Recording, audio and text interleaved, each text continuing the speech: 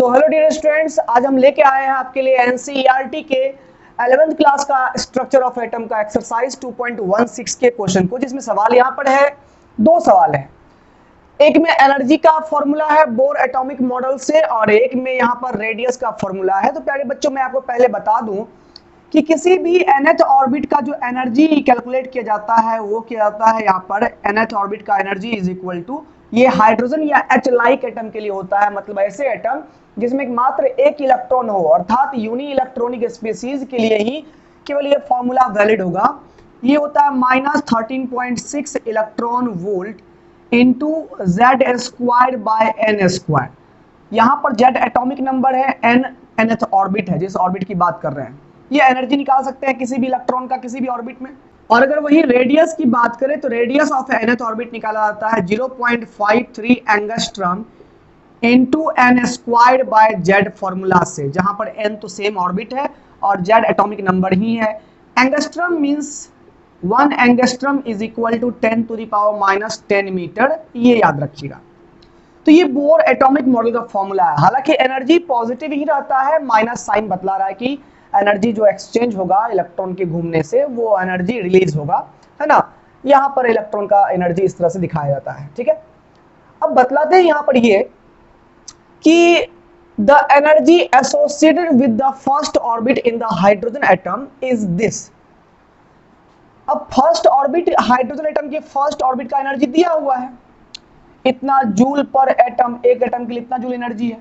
What is the energy associated with the fifth orbit, तो पांचवें orbit की energy क्या होगी। इस अगर फर्स्ट ऑर्बिट की ये एनर्जी है तो पांचवें कितनी होगी। तो सबसे पहले हम लोग को इंटर रिलेट करना पड़ेगा कि फर्स्ट ऑर्बिट के तुलना में फिफ्थ ऑर्बिट की एनर्जी क्या होती है। तो चलिए बच्चों यहाँ पर देखते हैं। तो हम लोग अगर सवाल नंबर 1 को सॉल्व करें, 1 को अगर हम लोग सॉल्यूशन देखें 1 का, देखिए क्या है। अगर हम energy of first orbit of hydrogen देखें तो ये कितना होगा, -13.6 इलेक्ट्रॉन वोल्ट इंटू जेड, तो हाइड्रोजन एटम में तो 1 हो जाएगा, 1 स्क्वायर। अब बट यहाँ पर देखिए n स्क्वायर है, तो n फर्स्ट ऑर्बिट की बात हो रही है तो 1 स्क्वायर हो गया, है ना। तो यहाँ पर ये जो एनर्जी है वो हो जाएगा -13.6 इलेक्ट्रॉन वोल्ट ही रह जाएगा। क्लियर हो गया यहाँ तक, कोई दिक्कत नहीं। ये E1 का मान हो गया, ये यहाँ पर इक्वेशन 1 मान लीजिए। अब वही E5 देखिए तो E5 क्या निकलेगा, -13.6 electron volt into Z square, तो 1 स्क्वायर ही है, बट n स्क्वायर, तो n यहाँ पर पांचवें ऑर्बिट की बात हो रही है तो 5 स्क्वायर हो जाएगा। यानी E5 यहाँ से निकल के आएगा -13.6 इलेक्ट्रॉन वोल्ट इंटू 1/25। इसको इक्वेशन 2 मान लीजिए।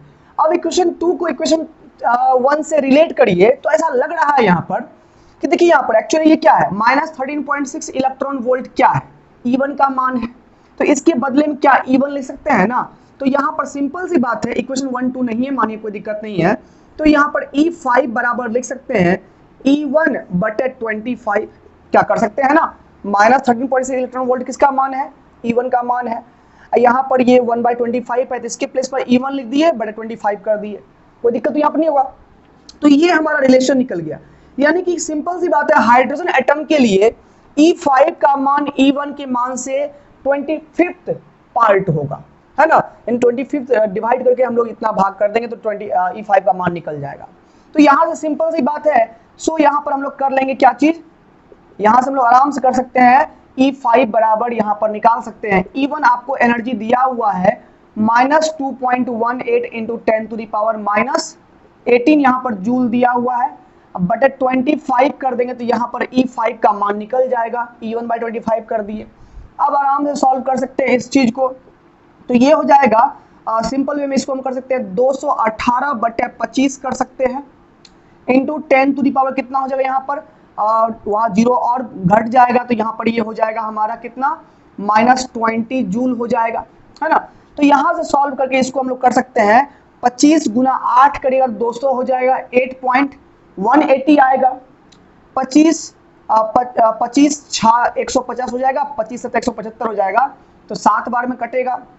180 में से 175 चला गया, 5 बचा, 25 दूनी 50 हो जाएगा, 8.72 टाइम्स में कटेगा, इंटू 10 टू द पावर कितना हो गया -20 जूल हो गया। ये हो गया हमारा फिफ्थ ऑर्बिट का आंसर, एनर्जी का आंसर। यहाँ पर ये माइनस में रह जाएगा, ठीक है। तो ये आपका अगर फर्स्ट ऑर्बिट की एनर्जी ये है तो फिफ्थ ऑर्बिट की एनर्जी डेफिनेटली ये होगी। तो देखिए आपने कैसे हम इंटर रिलेट करके बनाए। इसी प्रकार से बहुत सारे आपकी बुक में ऐसे सवाल है जिसमें फर्स्ट ऑर्बिट का रेडियस दिया हुआ रहेगा, फर्स्ट ऑर्बिट में इलेक्ट्रॉन की वेलोसिटी दी हुई रहेगी, फर्स्ट ऑर्बिट में आपको एनर्जी दिया हुआ रहेगा और बाकी किसी भी ऑर्बिट के लिए मांग लेगा। तो पहले आप फर्स्ट ऑर्बिट का एक संबंध निकाल करके उसको दिए गए ऑर्बिट से रिलेट कर दीजिए और फिर वहां पर इस तरीके से मान पुट करके आप मान निकाल लीजिए। ये आपको सवाल मिल गया। अब सेकेंड नंबर का सवाल बहुत इजी है, सिंपल वे में है कि यहाँ पूछा कि calculate the radius of bourse fifth orbit for the hydrogen atom. Hydrogen atom के लिए पांचवें ऑर्बिट का रेडियस निकालिए।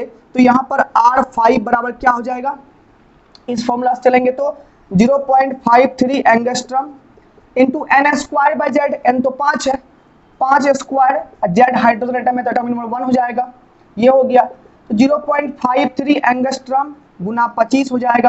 तो ये हो जाएगा 25 या 75, 7, 25 25 125 और 7 हो जाएगा तुम्हारा कितना 132 हो जाएगा, 132, ठीक है ना। अब 0.2 डिजिट के बाद यहाँ पर जाएगा 13.25 एंगस्ट्रम, ये निकल जाएगा। मतलब ये हो गया 13.25 इंटू 10 टू द पावर -10, ये हमारा मीटर हो जाएगा इस तरह से। या इसको आगे बढ़ाकर कैसे लिख सकते हैं 1.325 इंटू 10 टू द पावर ये हो जाएगा -9 मीटर। तो ये 10 टू द पावर -9 मीटर को 1 इतना नैनोमीटर भी बोल सकते हैं। तो 1.325 नैनोमीटर भी आप यहाँ पर इसको लिख सकते हैं।